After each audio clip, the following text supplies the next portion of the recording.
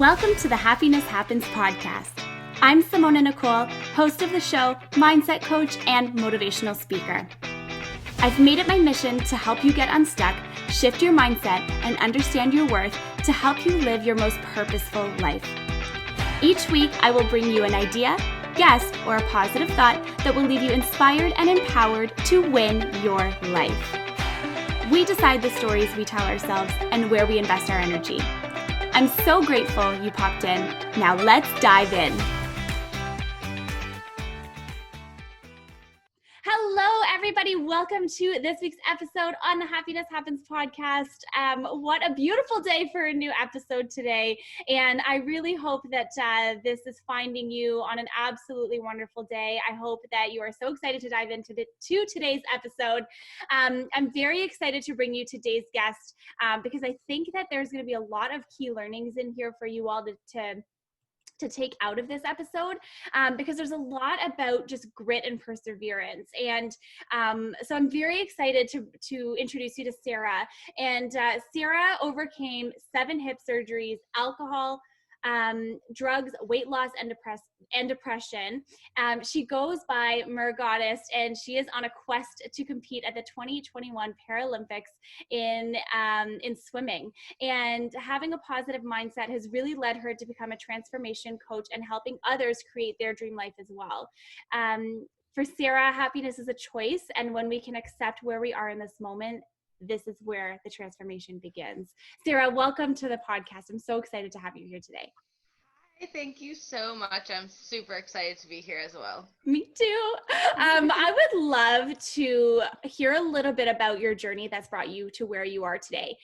Where did you start? How did you get here today? And how did you develop this dream of wanting to compete at the Paralympics in 2021? All right. So, it all started where I was born with hip dysplasia, which basically means your hips are completely dislocated at birth. And so I had my first surgery at 4 months old. Wow. And so that kind of led to me actually learning how to swim before I could walk. So most people, they're walking, within like the first year. I was almost 2 years old before I was able to walk. So it was a little bit slower for me. And so I found the water just so like freeing, and I just felt like myself because having all those surgeries and just having different pains and different things like that, it just felt like I'm at home, So I joined the swim team at age 6, and it's funny, my mom always tells this story. She's like, she went in and she swam on her back, and she's like, "Mommy, I like it," and I just fell in love with swimming from, then on. So fast forward, was on the swim team. At age 15, I found out that I needed another hip surgery. So I had 6 surgeries before I was like 4 years old. And then I would now be a teenager and need, this next surgery where they basically cut the bone into 3 places and pinned it. And then a year later, they took the pins out. So that one was super hard for me because I was on a morphine pump. I was a little bit older, so I was able to remember this, and it was a little bit more traumatic because that year was when Michael Phelps actually went to the Olympics. So like he was my age, going to the Olympics. Wow. And so I'm watching this, like the Olympic trials, as I'm in this hospital bed. And my dream was essentially to be in the Olympics. And, and then it's like, oh, I'm 15. This is when kids go, so now I'm never going to do my dream, right? So I basically now created this narrative of, oh, I'm not good enough, da, da, da, da. So then that led to the alcohol, the drugs, because I just didn't know where to, put my energy, because now it was like, I want to be this Olympian, and it's like, no, you're not good enough, and these were all things that I was saying to myself, and that led to the reality that I created from that, not knowing that, but, it was like, okay. So then, moving forward, 2014, I decided that, well, let's back up a little bit. So 2010, I was working at this job, and I ended up getting fired, but created like unemployment. And this kind of sparked me into a weight loss where, I was overweight and I was like, oh my gosh, I really want to lose weight. So then in 2012, I started a personal training business, and I actually did my first like triathlon as an adult. And I was like, oh my gosh, I love, like, so I started to fall in love with like sport and like things like that again. So then in 2014, I was like, I'm just going to tell everyone that I'm training for the Olympics. I have no idea what it's going to look like. I have no idea what's going to happen. I'm just going to go out there and surrender. Because a lot of times you think like you need all this money, you need certain coaches, you need all these things. And all those things stopped me from wanting to do it, because it was like, oh no, there's no way that, I could do that. So then fast forward 2015, I was in this long-term relationship. It ended. I ended up being, having no money, like still having this dream, but now I'm like homeless, I'm not really sure where I'm going to go, but I'm still like dedicated to like doing this, right? So then I meet a friend. She lets me move in with her. So 2016 is kind of where that leads, and I'm still training. I'm finding a pool, I'm doing what I can to I'm biking like 16 miles just to, get to a pool. And I was like, still, on it. So in 2016, I met this coach, and he was like, you should do the Paralympics. And at that time, I was like, oh no, like I've like recovered from this hip surgery. I've like, doctors told me I would need to be on medicine. I'm not on medicine. I'm taking like, like the holistic approach, using acupuncture and self-care and meditation, all these things to heal my body, right? And so I'm like, no way, I don't want to, do that. So moving forward, I'm just like, I'm going to keep training for the Olympics, keep going. And so then 2019, previously I meet this amazing guy who is like, oh my gosh, I really want you to succeed. And he's like, hey, let's hang out. And he's really into fitness. And he's a chef, and it's like this dream life now has been created right by 2016. Wow. So then 2019, I'm swimming, I'm still like, I have no idea, my times they're getting there, but I'm like, hey, I'm just going to keep pushing, So then 2019, I meet this Paralympic coach. He's like, you should do the Paralympics. Like, you would probably make Team USA, and I was like, oh, really? Okay, let's try it. My first race in November, I make the Paralympic national team for 2020, and I was en route this year to go to Tokyo. And that's where we're at. Okay. There's so many pieces to break down from here. Hold on. Okay. So, first of all, I think the fact that you were able to pull yourself out of a situation that you never, I think that you had a lot of surgeries when you were younger, but you're young, you know what I mean? And you don't, like, I've never had surgeries like that before, but I would imagine that you wouldn't remember it the same way as you would when you're in your like mid-teens. And I feel like that would just be crazy, because you're not used to living any other way than you've been living, right? And it's like it's disrupting your life, right? And so the fact that you were able to sort of take that situation and then, sort of have your life sort of go in all these different directions, and then for you to find your way back to this dream that you had for yourself, that is just, I don't think people understand the amount of work that takes, you guys. Like, if you're listening, like, it is a tremendous amount of work to change your life.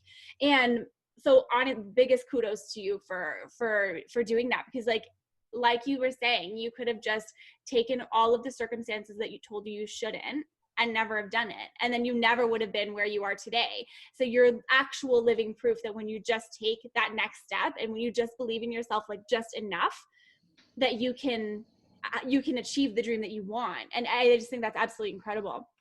So then on the flip side of that, now that so you make Team USA. I was about to say Team Canada, because I'm not Team Canada, Team USA. So you're supposed to go to Tokyo in 2020. And so then what happens? Like, do they just postpone the Olympics and you continue training? Is that what happens? Yeah. So basically, all of our races basically got postponed, until next year. The Olympics, Paralympics all got pushed back to next year. But there's still some races that you have to compete in and get times for to then get your spot, because I did 2 races basically And, I did one race to make the team, but then another race. And so I was gearing up. Like I was in my best shape in March. And then when everything kind of went down, it was like the pools were shut down. So I couldn't get to a pool. I used to be a personal trainer. So I then was creative with my workouts. I have a pull-up bar. I got like all these things. And so I stayed in shape. I tried new things. I was like, okay, and then like just doing a lot of meditation, like I realized that it's not really about the end goal, but more about who do you become while you're chasing that goal, right? So then I was able to get into a pool like 102 days later. I was so grateful, and then I've just been able to swim at least 3 times a week. And it hasn't been what I was swimming, but I am just finding so much gratitude in the ability to just train and do what I want to do, right? Because it's like ultimately, like if I'm happy and I'm helping people and I'm able to do what I want to do in this life, then that's all that matters. And so I've been able to look at this dream that like I've been training for 10 years for, literally overweight, like 40 pounds overweight, to like making Team USA. I could have never imagined like how that looked, but it's like so amazing. So now I'm just looking at like, how can I just be better in every now moment and not worry about the future, because I remember like worrying a lot, like, and I'm like, would it have been faster if I just, was like, okay, let's just trust that this is the path for you and you're gonna, because ultimately I want to win a gold medal. 100%. So now it's not just like, okay, I've made the team, now it's like, oh, now like the jitters of having that, and it's like, I've already created that. If it's a thought, I've created it, and so that's what I'm stepping into now, is like understanding that we truly create our reality. And if we understand how we create our reality, then we can start really fine tuning the pieces in the beginning stages of it. I love that so much. And so when we talk about, creating your reality and creating your dream, what's like the key beginning piece for someone to do to be able to even create that dream for themselves?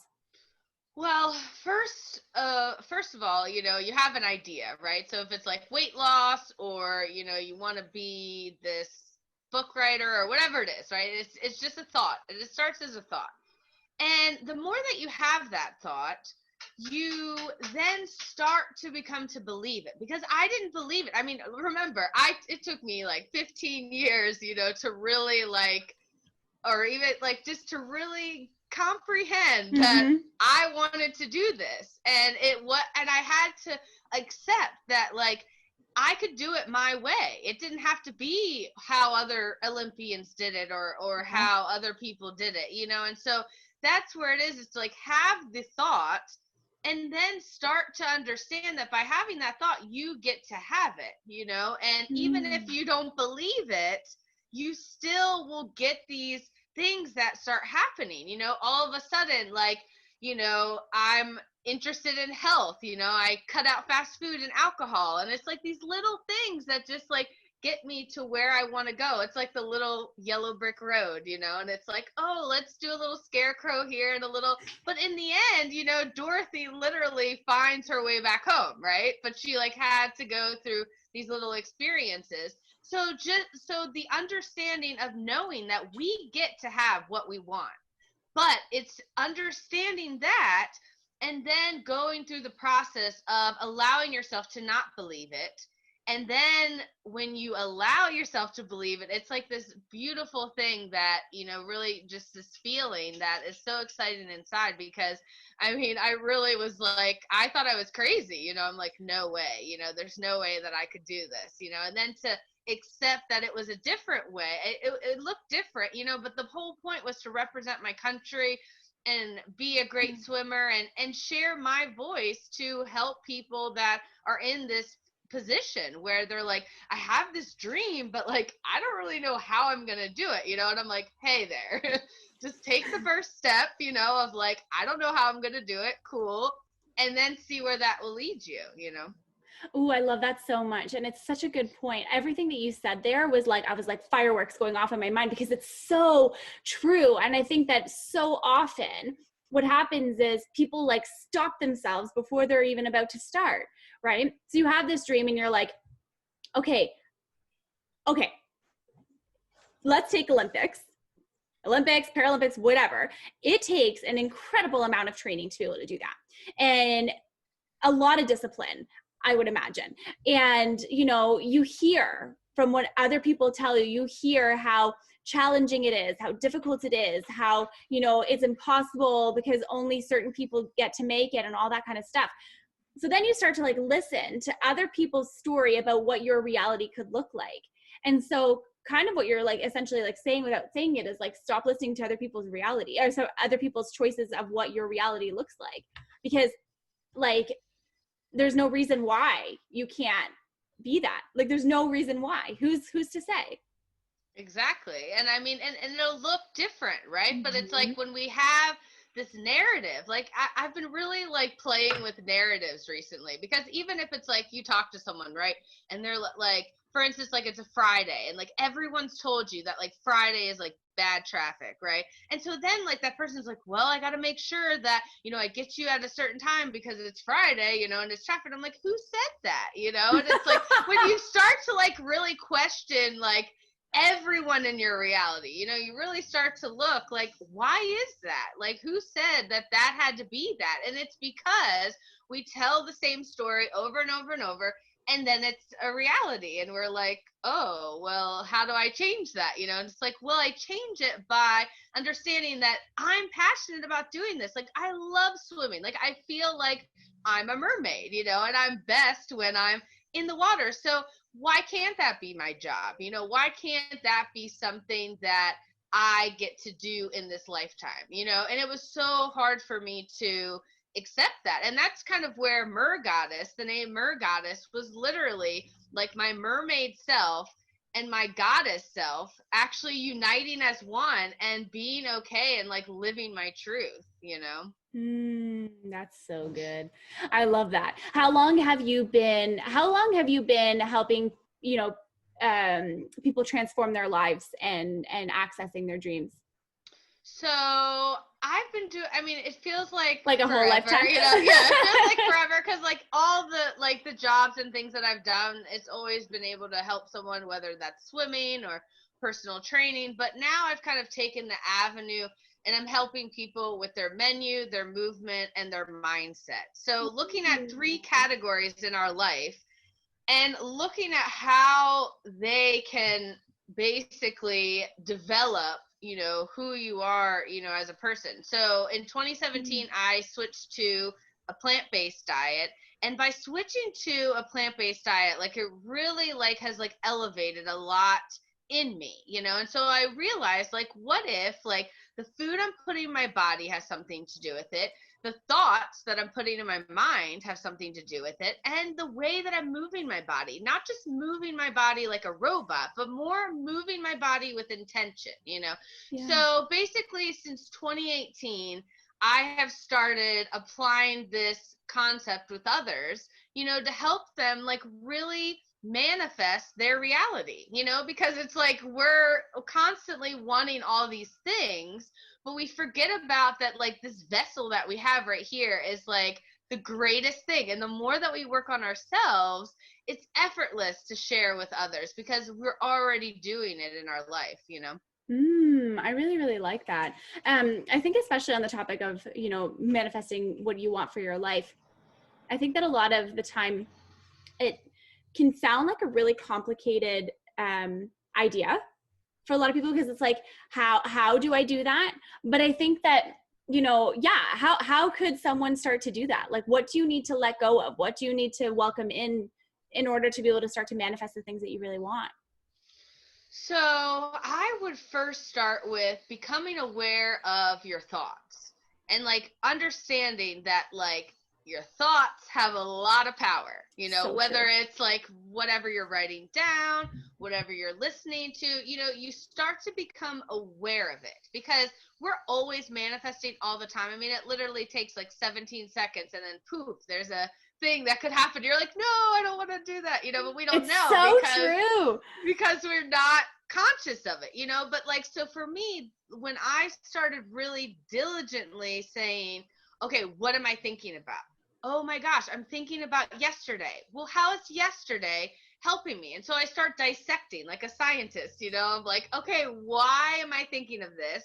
What's coming up for me? And like, just allowing myself to be in that space of like, okay, like, well, I know I'm creating this, but it's okay that I created this, and having little moments in my life of just like seeing how fast I can manifest, right? Like, just for fun. Like, I'll be like, think of something like that I have fear of, and then I create it within an instant. I'm like, oh wait, let me create a new one, just for me to see it, because a lot of times it's hard for us to believe that we're manifesting because we don't really see it. But the more that you start to pay attention to it, you start to see it in your reality, and you're like, oh wow, like this is good. Like, one thing I've been really working on is like, I want to be like Snow White and put a bird, in my hand, like a random bird. Like, I don't want to train the bird. Like, I want to be able to have the bird, in my hand. And I've been working for this for a while, and the birds will like test me, right? They'll like swoop in, and I'll be like, then I'm like, okay, I'm not ready yet. So yesterday, this bird literally came like right by my shoe, and I was like, oh, I'm ready. Then he like turns his head, and I'm like, okay, I'm not ready. So, but like, this is what we could do with ourselves, is like, find like, oh, I have a little fear towards this. What is this fear? Is it a fear that like I've seen this movie and a bird's just gonna like chomp me? Like, maybe that's a thing that I'm going through, and I could like let that up and kind of create that. So you have fun with it. Like, see what you're doing and like see what happens. I love that you use that example, because a lot of the time when I talk to people about manifestation, they're talking about manifestation in terms of money, stuff, and clients. Those are like the three areas of manifestation. And then you kind of forget that you can manifest like anything else. You can manifest like an encounter that you really needed. You know what I mean? Like, you can manifest so many different things. Exactly. And I actually don't focus on manifesting clients and money and things like that. I've actually just become detached from that, and just knowing that, like, and trusting that whatever I need in this now moment, I will have. And it always happens that way. So this way I don't have to think about like, oh, I only have this amount. And then like I create this lack, inside of me. So now it's like, oh, like, what do I need right now? Okay, I want this food today. I want this today. And then it's like, that's all it is. And then I could go to the next moment, and it's like, okay, what kind of, and set my business goals and whatever, like, with that intention of like, okay, like, here's what I want to achieve today, and this is what will be, and and just kind of leave it at that and see what is created. Because for me, a lot of what I've learned running my own business as a personal trainer and things like that is that I would worry so much about like how much I was making or what I was making or any of that, and I never made it. It was like I was always like never had it. And so now that I've been able to kind of like detach from it and just like not think of it as something greater than me, but more about think it like that's me, right? And that's my value, and that's my exchange. And so if I need to exchange with someone in that way, it will show up. I want to quickly pause this interview and tell you about the Handel Group coaches that I've had the honor and privilege of bringing onto the Happiness Happens podcast. With every conversation and interview, I've learned something so impactful and so life-changing. Inner You Life is the online coaching course from Handel Group that gives you the tools to get yourself unstuck, wildly happy, and thriving where it matters most to you. Your relationship to yourself, career, love, body, money, time, and more. From wherever, whenever. Recommended by Hugh Jackman, Dr. Mark Hyman, Forrest Whitaker, Elena Brower, and hundreds more. Taught in MIT, Stanford School of Business, and 50-plus institutes of learning across the world. Visit inneryou.coach and use the code HappinessHappens at checkout for $75 off. Now, back to the episode. It will show up, and if I need to exchange in another way, it'll show up, and just trusting that process of having everything that I want because I'm here, and this is what we all deserve to have, is everything that we want. I love that so much. How did you, a question that I've been thinking of as we've been talking is, how did you cope with not being able to do like your regular routine or train the way you would have wanted to throughout the pandemic, when all of everything was sort of taken away from what you were typically used to? Well, so I started finding gratitude in the tiniest little things. So whether it was like, okay, I'm going to run up and down these stairs as like, my cardio. And I even actually got into running, where if you imagine 7 hip surgeries, running is not really like a thing. But like, so I would get the Strava app and I'm like, okay, like I'll get my headphones on, and it became like, I got excited for things that I normally wouldn't get excited, about. And so that's what I did with everything. I was like, there were times when I was like, oh, should I just like give up, and then my partner would be like, no, like we're doing this. And then I would be reminded that I'm doing this, I don't have to, it's not a thing that I have to really do, right? It's just like, I'm already doing it. So it's like, why? It just is. So when you stop having to like put like, because I did 15 workouts a week. And so even without swimming, like, so since like December, I've been doing 15 workouts a week, like, nonstop, and I change it up and I do different things. Oh my goodness. And all these things. And sometimes it's like really, really, exhausting. And with everything going on with like the ascension and like, so I'm having to like honor my body in different ways, but like appreciating like, hey, yoga sounds like a really great thing today versus like a run, and so with this, I've learned to actually that I was really go, go, go, go, go. Mm-hmm. And now that I've been able to like stop and smell the roses, essentially, because when you're in this kind of like world of like, oh, I want to get a gold medal and all these things, like this energy that's like been created of just like go, go, go, and you don't really think about mental health or think about just, what the body actually needs, and so when you start to discover what the body really wants and needs, it makes it a lot easier. So even times when I'm like right now, like the pool that I'm swimming at, the chlorine level is like super high, right? And I'm like, oh my gosh, like I smell like chlorine every second. I'm like, okay, how can I find gratitude here? Wow, I have a pool. It's like 15 minutes away. Like, woohoo, and so I start, because I've been practicing this for so long, it's like becoming a thing that it's like, okay, if something isn't going my way, it's for my highest good. And I have to believe that. And I have to understand that it's happening for a reason. And okay, let's find gratitude and move forward, I love that so much. The idea of gratitude is so important. I think that that's how you start to change your life in small, significant ways, from finding gratitude in the little everyday moments, right? And it's about, I don't like to use the word spin, because I feel like that's such like a PR term, spin the story, but it kind of is like spin the thought, you know what I mean? Like, is that thought actual reality? Is that thought really what it is? Or is that the thought that you're creating for yourself and the story that you're creating in your mind? Because a lot of times I feel like we create these stories in our minds about different things. The stories come from somewhere else. The stories come from beliefs that maybe someone passed on to us, throughout life when we were kids or what have you. But then that story holds so much significance for so many people, and is what becomes the block in between, what can and what can't, and what they want versus what they what they desire versus what they want versus what they have. And so I feel like if you're constantly blocking another thought from coming, you're not able to find that piece of gratitude, right?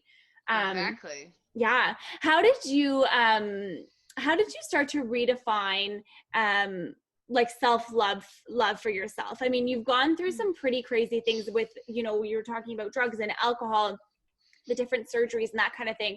Like, those are all very, from my perspective, I would say like traumatic experiences. Is that the wrong word to use? I don't know. But I feel like would test your self-love with yourself, right? Because they're all, mine is a surgery, because the surgery wasn't really like your choice, but filling voids within you that, you know, from the pain that something else may have caused. So I feel like there must be some kind of component of self-love in there. That was a really long-winded way of trying to get where I was trying to get at.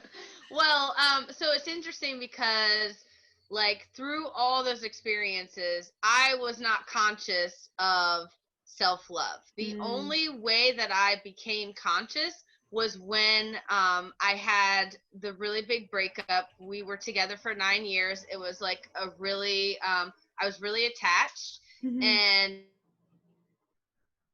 you know, for me, it felt like I literally, like, I was ready to commit suicide. I mean, at that moment, like, I felt like I was in my darkest moment. Like, I mean, that really like set me off. But I'm also really grateful for that experience because I learned to meditate. And when I started to meditate, I started to realize that it was actually for the best, because what I was like, basically my thoughts in my head were manifesting with this other person, right? And so then if I'm changing the way that I am, and this person's maybe changing the way that they are, now we're on a different vibrational frequency, you know? And so I started to pinpoint and recognize that I did nothing wrong, you know, because a lot of times when you go through a breakup and you're like really hard on yourself and you know, go through all these things, and I'm not going to say that I didn't go through all those things, right? But at the same time, I learned a great deal. And it allowed me to really honor myself and understand that, like, I always have the love for myself. Like, I always thought that I needed money, I needed these certain relationships, I needed these cars and homes and all these material things. Like, that was, like, so me. And, like, my fear was to lose it all. And so for me, losing it all and really being in that, like, black hole, essentially, like, was where I was reborn. You know, I was literally allowed to say, like, here I am, like, with nothing. I have nowhere I'm going to go. I have this goal. I have nothing I can prove to. All I have is me right here. And if I start loving myself in that moment, that is where, like, I mean, even like how a tree blooms, you know, or a flower, it's like, you know, that soil is like cuddling it up and it's getting the water, and then all of a sudden it just like bursts into this like beautiful thing. And like, that's where my self-love started, was being in that really dark place and shedding a little light. And the more I knew it, more light and light showed, where I can't really see negativity now. Like, anything that anyone shows, they're like, how are you so positive? I'm like, you have no idea. Like, it takes time to really be in that space of not knowing and uncertainty, and really loving yourself in that moment is so powerful, you know? Oh my God, everything you just said, I'm like, Uh. I'm like, wow. I absolutely love it. You know, with that in mind, because I think I can relate to you on the point of being a very positive person, and, you know, choosing to see the light in different situations, and like choosing to gravitate towards that instead of being consumed by the darkness. And I guess my question is, like, even though you're surrounded by so much light and surrounded by so much positivity, because it's so who you are, do you still have those moments of doubt? Yeah, they come up all the time, you know, and I'm learning to honor them, and just understanding that, you know, if we look at our body, and if I go back and like really understand what I've gone through as a body, right? Not like my mind, but my body, right? And it's taken a lot of things. And so I know at a cellular level, there's a lot that has been going on, you know? So the more that I can like tune in and understand that, like, this doubt, I don't have to say that it's me anymore, right? Like, today I had this conversation actually where I was talking about, like, when you have a thought and you recognize that you just had this thought, and you're like, I don't need to have this thought anymore. And the moment that you say, I don't need to have this thought anymore, poof, it almost just like disintegrates, and then you might have it again, and you just start to, understand. So I think it's always like, we're always learning, we're always growing, and we're always working on ourselves, and the more that we have that focus, like my focus is to really know myself, like as a whole, like with my soul and my body together, mind, body, and spirit working together, doing this thing. And it's going to come up because we're human, and that's just what we have. So many things that have been ingrained in us, like these little computer chips. It's like, this is how it is, And so what I do is that I just allow it to be up, and, and know that it's okay to feel that way. And to understand that I'm alchemizing it. Like, I'm literally like allowing that fear to come up, not just for me, but for everyone that has a fear. By me clearing it in myself, I can also help everyone else. Oh, I love that. Well, let's talk about that term alchemy for a second, because I've seen it so many times and I actually don't quite understand it. What does it mean? Like, to like sort of like alchemize something in a spiritual sense, if you will? So I'll say, from my perspective, it's basically like just like neutralizing it, right? Like, so that's what I look at. Like, when I'm trying to alchemize something, like I'm looking at it as like, I don't want to have any type of emotion with it anymore.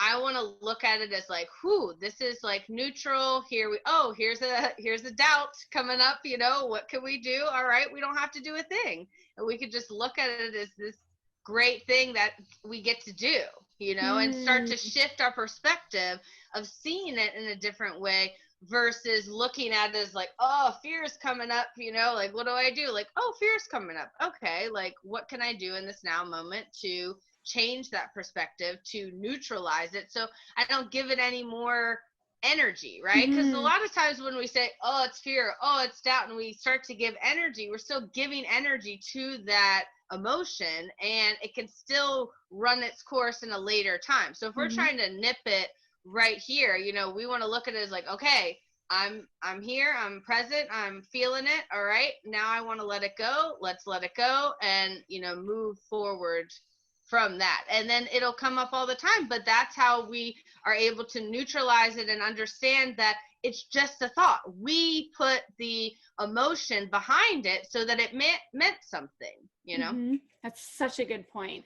I love that so much. And I kept thinking when you were saying that, it's like taking the power away, taking the power out of what the emotion is, taking the power out of the thought. And I think as you continue to sort of practice that and continue to do that, it's never like, healing is never linear, coming back home to yourself is not a linear process. It's like a constant, like, and I think that a lot of the times people think that they're going to do the work once and then you never have to do it ever again. And it's like, that couldn't actually be further from the truth, because there's always new parts to discover. There's always new things to discover. There's always a new story to debunk, a new doubt that'll creep in. And so I love that perspective that you just offered about, really taking that power away and neutralizing the thought and just letting it be, and not having to fuel it or not having to discount it. You just let it be. It just is. And then by doing that, you allow it to just disappear. Exactly. And this works really well with, if people find themselves getting into arguments or opinions, especially with like, everything going on with like in the US, like voting and stuff, like I've really tried to share with people, like, let's look at a neutral perspective of this, and just look at it as like, okay, here's where we're at, and I don't have to have any feelings towards you about something or towards me, we could just look at it as like, cool, we're all human, and it's really great that we're all here, and like, and that's like my mission, is to like just keep doing this and keep sharing this and keep sharing with people that it can be these tiny little steps that we can take, but it affects all of us. The more love you give to your neighbor today, we're all able to share more love in another now moment, and so when we look at ourselves as the collective, instead of this, I need to do this thing right now, like, it becomes bigger than us. It becomes like greater than us. And we start to see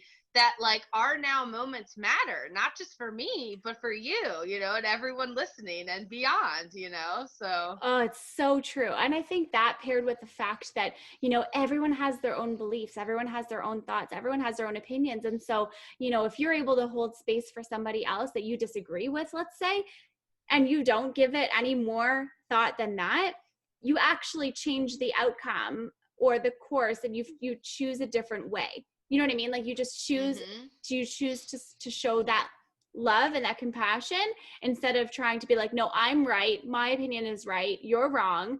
Because at the end of the day, no one can sit there and say that one person is right versus wrong if you really think about it, because people do the best they can with what they know. That's truly what I think. And so if someone believes something, they believe it for a reason. And so, I think that that's a really sort of great perspective of just allowing people to just be who they are and to live their own journey and live their own path in their own way. And, I'm not saying like, I don't want anyone to take this off like on a tangent that I'm condoning all these bad things. It's not what I'm saying. It's just what I'm saying is, one thing that I personally try and do with my life is I always try and see something from another person's perspective. I always try and see how maybe they could be looking at it and how could I shift my thinking, to understand where somebody else can be coming from. I think that's a trait of an empath, to be honest, to be able to do that. But at the same time, you create less hate by doing that, I think, by being able to understand and to maybe even shift someone else's perspective in a way that is out of love.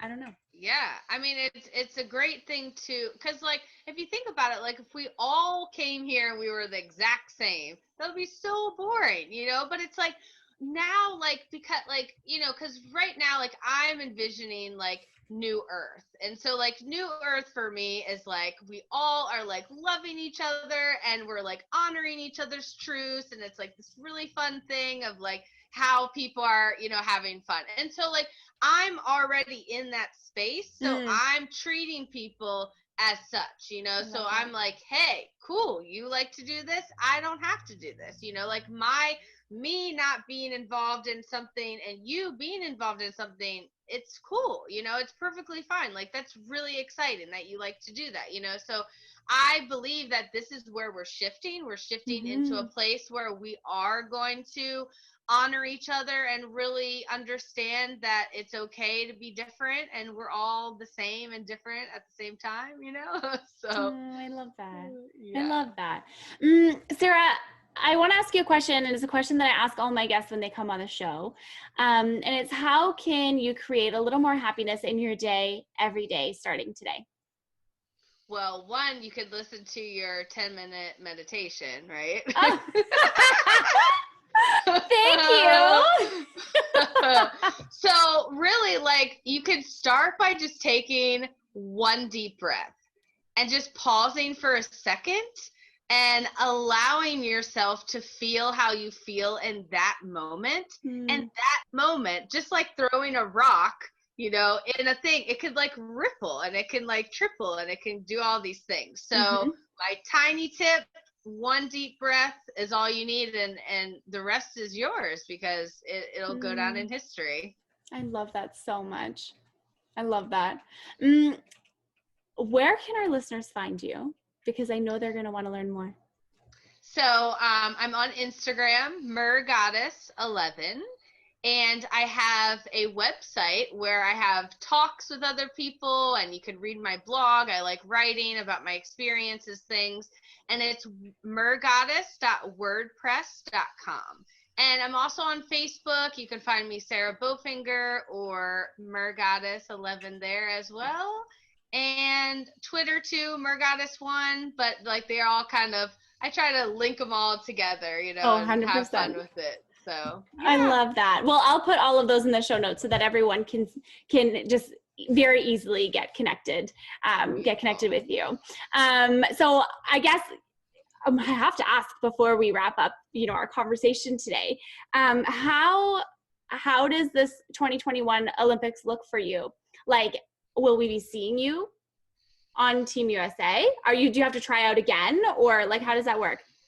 Well, So first, I need to have some races so that I can up my rank past the two meets that I've done, So I believe that, yes, I'll be there, I love it. So now I'm just allowing the unfolding to happen and whatever that may be. So, if Tokyo isn't safe and they don't do it, I'm planning to continue training, to continue, because I won't stop until I get a gold medal. So, basically it's there, to show myself that I can achieve something that I deeply want to. I love that.